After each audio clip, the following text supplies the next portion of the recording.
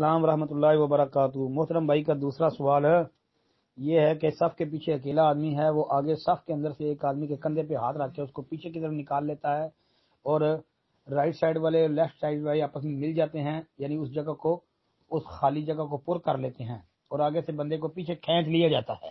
اور نہیں بھائی، یہ درست نہیں ہے جی۔ دنیا کے اندر کوئی ایک صحیح سری حسن حدیث موجود نہیں جس سے یہ ثابت ہوتا ہو کہ صف میں سے بندہ کھینچنا جائز ہے، اور صف میں سے بندہ کھینچنا ثابت نہیں ہے، بلکہ نبی علیہ الصلوۃ والسلام نے فرمایا من وصل صفا وصلہ اللہ ومن قطع صفا قطعہ اللہ۔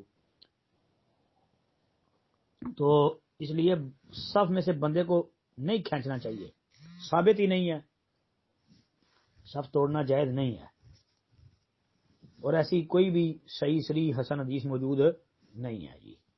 السلام علیکم ورحمۃ اللہ وبرکاتہ۔